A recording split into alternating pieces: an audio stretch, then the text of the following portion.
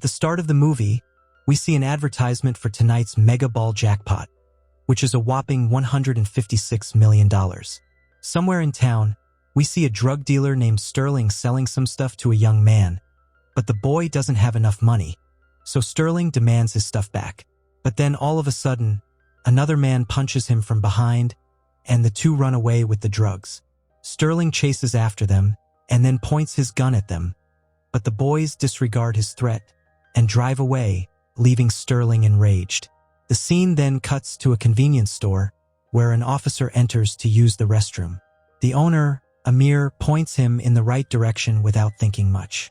A pregnant woman and her boyfriend are also present. They are here to buy some ice cream.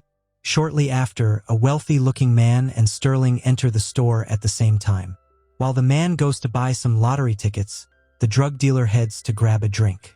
The wealthy man appears to be a bit of a racist, as he makes fun of Amir's business. The man then scans all his lottery tickets, and to his utter shock, one of them hits the jackpot. His ticket matches the numbers on the machine, and Amir confirms that the man hits the jackpot, which is $156 million. Amir is happy as well because as per the government law, he, being the ticket seller, is entitled to 5% of the total winnings. As the two celebrate with loud cheers, Sterling hears the winning prize. Since he is already short on cash, greed sets in, and he decides to cover his face with a magazine paper and points his gun at the wealthy man. Sterling demands the lottery ticket, leaving everyone stunned. At first, the man refuses to comply, but when Sterling threatens to shoot, he reluctantly hands over the ticket. Meanwhile, the cop hears the commotion from inside the restroom, so he stealthily comes out to check and orders Sterling to drop his weapon. This leaves the wealthy man in a tough spot, and the cop decides to take a shot. But unfortunately, instead of hitting the target, he strikes the wealthy man, killing him on the spot. After a tense few seconds, Sterling manages to shoot the officer twice, killing him as well. Amir tries to grab his gun, but Sterling catches him and punishes him with a blow to the nose. Since there are cameras in the store, he demands to know where the main computer is, so Amir reluctantly reveals that they're at the back. He orders Amir to close the store and turn off the lights, as he wants to get rid of the bodies. He also confiscates everyone's cell phones and other personal belongings. Meanwhile, the couple, Anna and Abraham, are completely shaken by what just happened. They simply came for some ice cream, but now there's two dead bodies in the store. Sterling then points his gun at Amir and Abraham, forcing them to clean up the mess. They stash the dead bodies in the restroom and plan to get rid of it later. They then proceed to the storeroom to delete the camera footage, and here the store owner suddenly says that he is ready to help Sterling. Sterling once again asks the store owner to delete the CCTV footage, but Amir states that even if they do so, things are not that simple. He explains that when someone wins the mega jackpot, the authorities always confirm it with the store. Since the place is a complete mess, it would be impossible to get away with the lottery money. Hearing this, Sterling realizes that he needs the people, so he cuts off their bondage and then asks them to make up a believable story, promising to pay them if they cooperate. It's about a bad guy who comes in, tries to rob the wealthy old man, and the cop comes in and gets shot while the bad guy escapes. Amir wants $10 million in exchange for his services, but Sterling says he's only going to give $4 million. The only one who opposes the plan is Anna, as she is scared of being caught by the police. Realizing that his wife is about to give birth, Abraham is hesitant and asks for $20 million, but Sterling only offers $6 million for the couple. Sterling even lets the couple walk away if they want to, but Abraham convinces his wife. He claims that if they get the money, they can secure a great future for their child. Just then, the group is interrupted by loud banging noises, and upon checking the camera, Amir realizes that his brother-in-law, Hassan, has arrived for his night duty. The panicked Sterling immediately orders Amir to get rid of his brother. Hassan talks about the cut on his nose, but Amir lies that he fell earlier.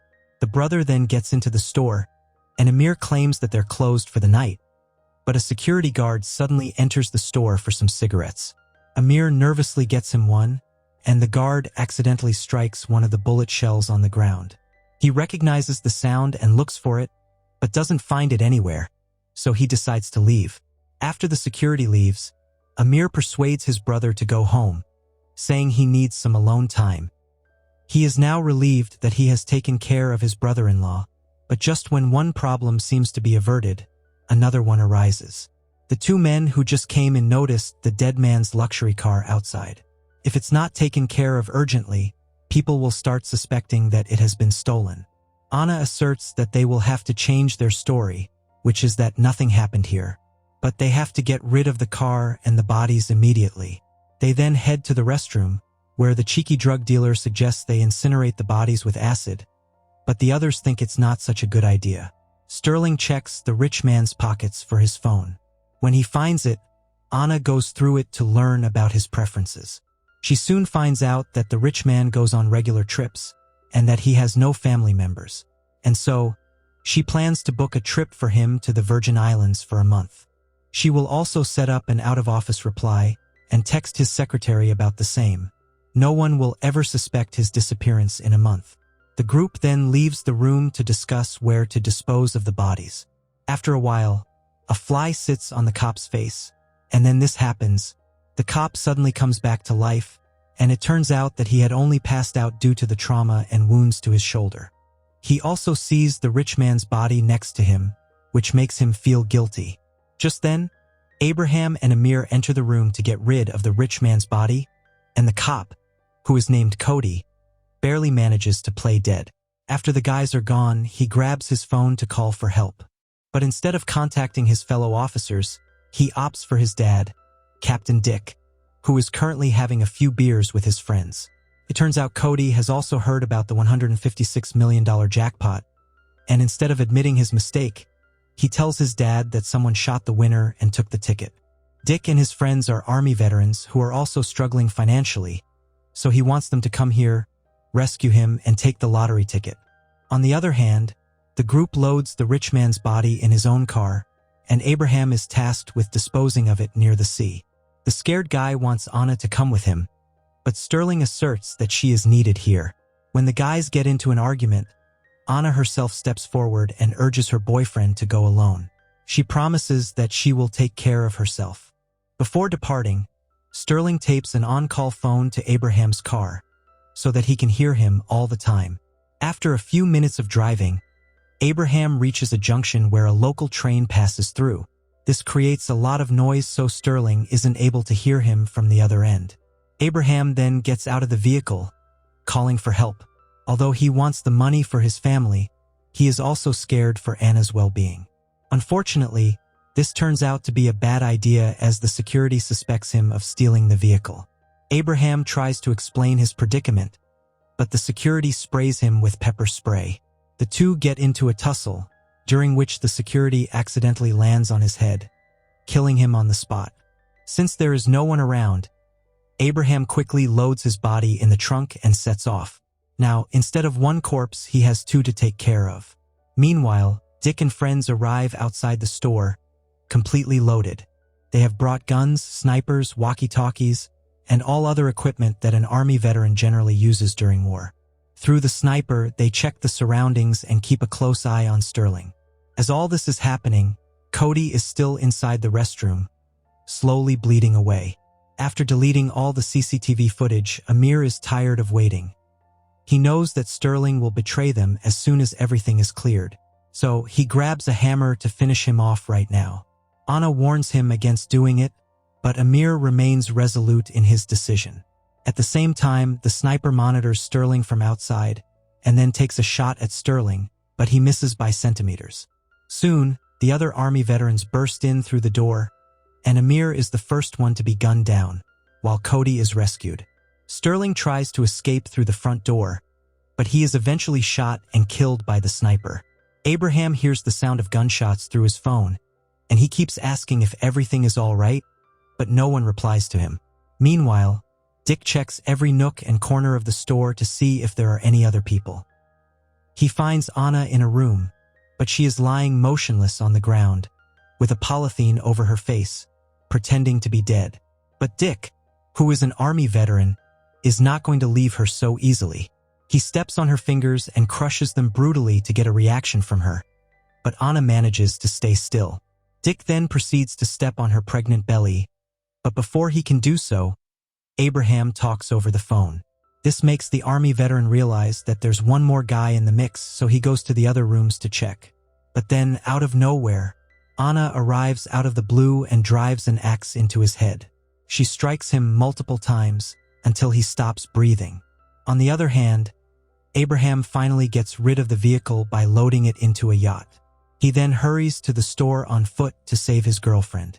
Back at the store, when another guy, Dobbs, tries to get in, Anna grabs Dick's gun and fires at him.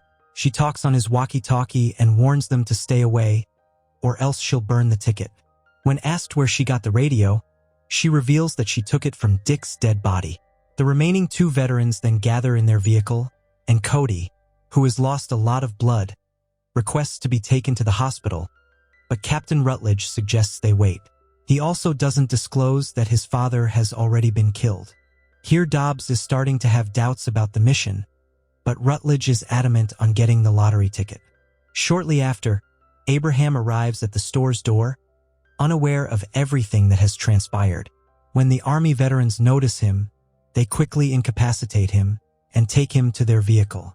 They then begin torturing him to lure the girl out, but she instead contacts them on the walkie-talkie. Anna asserts that the authorities will never hand over the $156 million cash without a believable story. However, she has one about a poor girl and her piano-playing husband. One night, they won the lottery ticket and some bad guys tried to rob them, but some brave ex-army officers arrived at the scene and saved the day.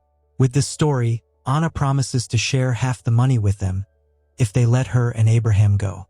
Unfortunately, Captain Rutledge is having none of it, and he instead sends Dobbs to finish her off. The menacing-looking guy searches the dark store with a gun in hand. He eventually finds Anna inside the freezer, and a fight breaks out between him and Anna. Just when it seems like he is going to choke her to death, Anna stabs him with the broken glass bottle.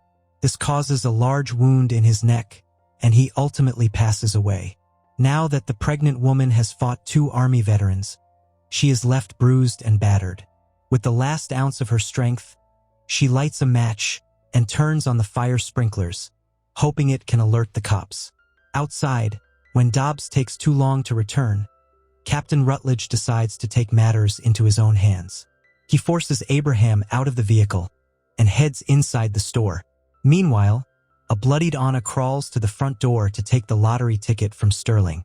As she is staring at it, Cody suddenly arrives and brutally shoots her in the stomach as a form of revenge for his father's death. But before he can finish her off completely, Abraham and Rutledge arrive at the scene. In an unexpected turn of events, the notorious captain approaches Cody, and he kills him with his own gun. This is because the cop was becoming a liability, and Rutledge didn't want to have any loose ends. Captain Rutledge turns to Abraham and lets him free. He knows that he needs them and that they need him too, so he lets them walk away for now. Shortly after, the cops arrive at the scene, and everything is taken under control. The movie then cuts to several weeks later, and we see Rutledge on a TV show. Turns out he has become a national hero after the couple lied that he rescued them. He has also received half of the lottery prize, $78 million, as per their deal. Meanwhile, we see Anna recovering at the hospital. Despite the gunshot to her stomach, her baby is born in perfectly good condition, and she receives a lot of gifts from people who feel bad for what she went through. The couple ponders about what they should do next, and this is where the movie ends. Okay guys, that's all the recap of your lucky day 2023. Thanks for watching. See you again in the next video.